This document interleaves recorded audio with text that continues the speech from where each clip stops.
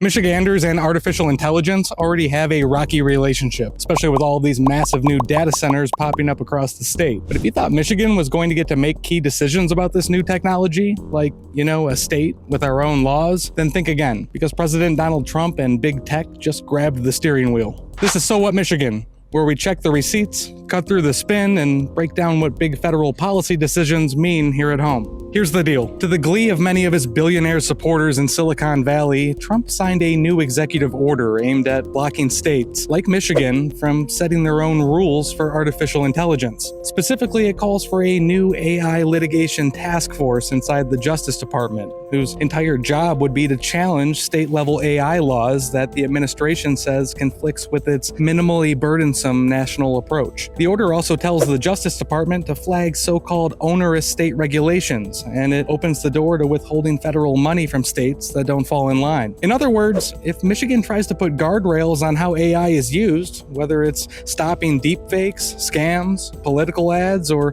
powerful algorithms making real-world decisions, then the Trump administration could simply step in and say no. No. And here's where this hits home for Michigan. We're not some random bystander here. Michigan has already passed targeted laws to deal with real AI harms, like banning non-consensual AI-generated porn and requiring disclosures when artificial intelligence is used in political campaigns to influence voters. And just last week, Democrats in the state Senate introduced bills aimed at protecting Michigan children from AI chatbots, including those that could encourage self-harming behaviors, illegal activities, or sexually explicit interactions. Michigan Attorney General Dana Nessel, along with 35 other attorneys general from both parties, have also been sounding the alarm for months. They've warned Congress that if states lose the ability to regulate AI for themselves, it would leave people exposed, especially kids, because Congress still hasn't passed comprehensive AI protections of its own. In plain English, while Washington can't agree on how to regulate AI or whether to regulate it at all, states like Michigan have been filling the gap to protect local residents from harm. And now Trump is trying to shut that down. And here's the kicker.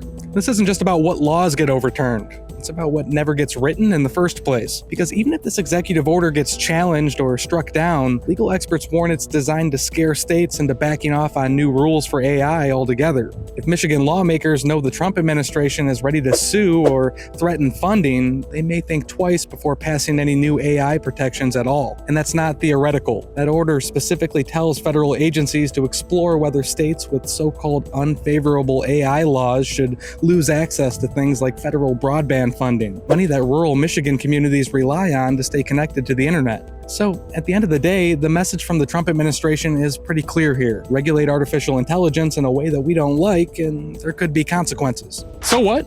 Well, artificial intelligence isn't some far-off future problem. It's already deciding who gets job interviews, housing, and loans, and what kind of misinformation spreads online. In Michigan, we've already been trying to put some basic guardrails in place to protect people while Congress drags its feet, but Trump's new order flips that on its head. It says those choices should be made in Washington and Silicon Valley, not Lansing, even though Michiganders are the ones dealing with the consequences right now. And regardless of whether this order ultimately holds up or not, the message from the White House is clear. Local control comes second to federal power and big industry pressure. Hit follow.